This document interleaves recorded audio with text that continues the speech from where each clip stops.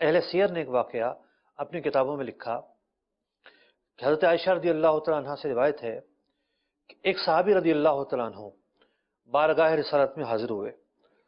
عرض کی یا رسول اللہ صلی اللہ علیہ وسلم انکا لأحب الی من نفسی،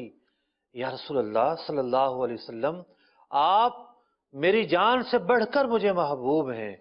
وأحب الی من اہلی میرے اہل سے بڑھ کر مجھے محبوب ہیں، وأحب الی من ولدی میرے جو بچے ہیں ان سے بڑھ کر مجھے محبوب ہیں، وإنی لأکون فی البیت، آقا آپ کی بارگاہ میں حاضر ہوتا ہوں، آپ کی زیارت سے مشرف ہوتا ہوں،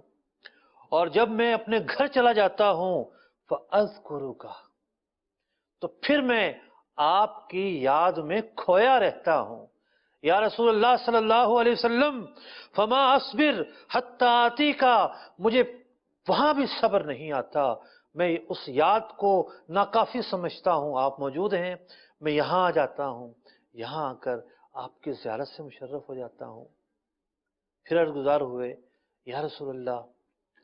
بروز محشر جب آپ جنت میں چلے جائیں گے پھر میں آپ کی زیارت کیسے کروں گا؟ جبریل امین وہ آیت لے کر نازل ہوتے ہیں کہ جس نے اللہ اور اس کے رسول کی اطاعت کی اس کا جو حشر ہے وہ انبیاء کے ساتھ ہوگا، صالحین کے ساتھ ہوگا، صدیقین کے ساتھ ہوگا اور شہداء کے ساتھ ہوگا۔ تو دیکھیے حضرات صحابہ اکرام علیہم رضوان ان کی محبت کا کیا عالم ہوا کرتا تھا، ان کی محبت ذکر محبوب پر مشتمل ہوا کرتی تھی، یاد محبوب ان کی زندگی کا ہدف اور ان کی زندگی کا حاصل ہوا کرتا تھا، اور اسی کو وہ سب کچھ سمجھا کرتے تھے۔ حضرات صحابہ اکرام علیہم رضوان بڑے اہتمام کے ساتھ اور پوری تیاری کے ساتھ اور بیٹھتے ہی اس مقصد کے لیے تھے کہ آؤ حضور علیہ الصلوۃ والسلام کا ذکر کرتے ہیں،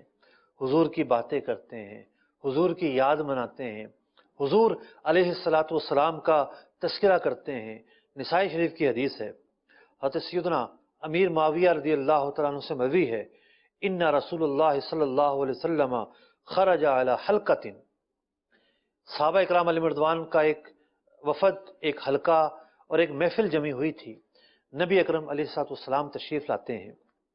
ارشاد فرماتے ہیں ما اجلسکم، کیوں بیٹھے ہوئے ہو،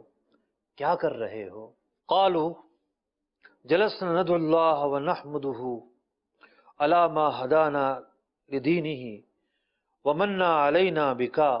عرض گزار ہوئے یا رسول اللہ صلی اللہ علیہ وسلم ہم یہاں اس لیے بیٹھے ہیں ندعو اللہ، اللہ تبارک و تعالیٰ کی یاد کریں، ونحمدہ علی ما ہدانا لدینہ اور اللہ کا شکر ادا کریں اس بات پر کہ اللہ تعالیٰ نے ہمیں دین کی نعمت عطا فرمائی، وَمَنَّا عَلَيْنَا بِكَا اور ہم اس لیے بیٹھے ہیں کہ اللہ تعالیٰ کی حمد کریں اس بات پر کہ اللہ تبارک و تعالیٰ نے آپ کو ہمارے درمیان مبعوث فرمایا۔ تو صحابہ اکرام علیہم رضوان بیٹھ کر آپس میں حلقہ لگا کر محفل جما کر سرکار دو عالم نور مجسم فخر دو عالم صلی اللہ علیہ وسلم کا ذکر کر رہے ہیں، آپ کی تشریف آوری پر اللہ تبارک و تعالیٰ کی بارگاہ میں شکر بجا لا رہے ہیں کہ مولا کریم تیرا شکر ہے، تو نے اپنے حبیب علیہ الصلوۃ والسلام کو مبعوث فرمایا۔ رسول اکرم صلی اللہ علیہ وسلم نے صحابہ اکرام سے پوچھا اللہ ما اجلسکم الا ذالک، کیا واقعی اللہ کی قسم تم اس لیے یہاں بیٹھے ہو؟ قالوا اللہ، ہاں یا رسول اللہ صلی اللہ علیہ وسلم، جی ہم اسی لیے یہاں بیٹھے ہیں، ما اجلسنا الا ذالک، کہ ہمارے بیٹھنے کا صرف یہی مقصد ہے۔ نبی اکرم علیہ الصلوۃ والسلام نے ارشاد فرمایا اما انی لم استحلفکم تہمۃ لکم، کہ مجھے ایک قسم جو تم سے لی گئی اس لیے نہیں لی گئی کہ تمہارے قول پر کوئی شک ہے، بلکہ بات یہ ہے انما اتانی جبریل، جبریل میرے پاس آئے ہیں،